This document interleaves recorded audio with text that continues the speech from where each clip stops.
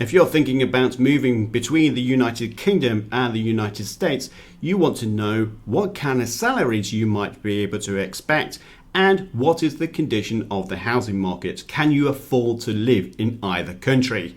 Well, that's a great question that I posed to Chenji and Simon in this video.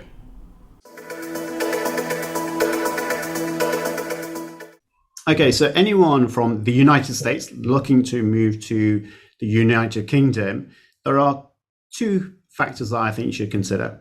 One is average salary and how much you could potentially earn. And you need to factor in your type of job and the different areas of the UK, but on average, is it going up or is it get down?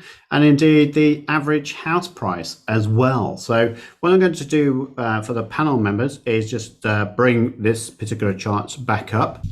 So gents, this is the average salary in the United Kingdom up to 2021, where it's had a slight dip, which I'm not so totally surprised about, given that we had COVID-19 hit us quite hard then. But anyone thinking about coming to the United Kingdom, should they be worried in 2022? Should they be worried? I think one thing definitely that needs to be sort of taken on board, and whilst I don't actually do residential mortgages myself directly, the way a residential mortgage in the UK works is an average or a multiplier of your income. So typically, if you have an average UK income, which is set here currently around maybe 31,500, you could typically borrow between a maximum of 6 times your income, but generally 4.5 times your income. So for those watching this, you'll be able to kind of work out and go, well, hang on a minute, if the average house is at sort of 275,000, and my average earnings at 31,500, and I can only borrow 4.5 times my average earnings, I'm going to need a large deposit to buy this house. And you'd be absolutely right. And that's got a hot topic in the UK is the cost of buying a new house or a house to live in. How the average age of the people who can afford to do this is getting older and older, and the bank of mum and dad come in. So it's definitely one thing you need to keep in mind. If you are picking a higher value area in the UK, you're going to need a sizable deposit to bring with you in order to be able to buy that house. Yeah, I mean, that's a good point of depending which location you work, it could be where you live.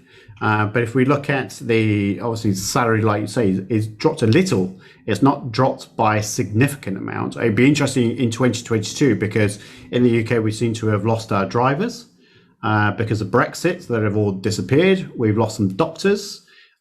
We seem to be, I'm in the accountancy field and there's not enough accountants. I know lawyers, there's not enough lawyers in board. I think there is a skill shortage, if I'm totally honest with you nowadays. So I can't, Chenji, what's your view of 2022 and coming to the UK? If you are a skilled person, do you think the salaries would pick up again? Well, thank you, Simon. I think you summarised it quite well. There is certainly a lack of skilled labour in the UK, and I believe across the world. It's a similar problem in the US. In the UK, I know the UK government is trying to heavily encourage talent to come. And I also know that they have recently, I believe, created a new visa route for highly talented innovators to come. And these are highly skilled labour to work in technology, to work in science. So the government thinks there is a shortage of labour. And what I will not be surprised to see is, next year, when we see this graph again from 2021 to 2022, it will be quite a sharp jump upwards compared to, historical data since 1999.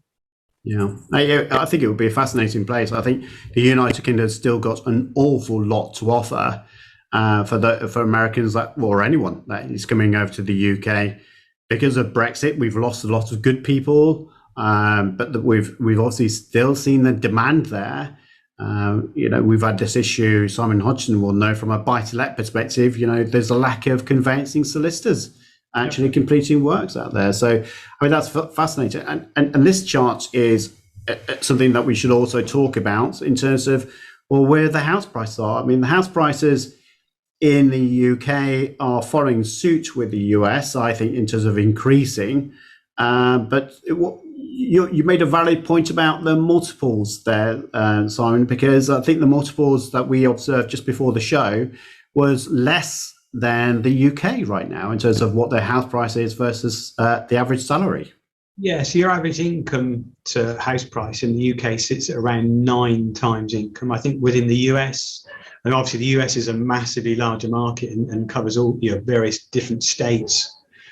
But yeah, in the US, typically it's averaging around about, I think it's 6.7, 6.5 to 6.7. Yep.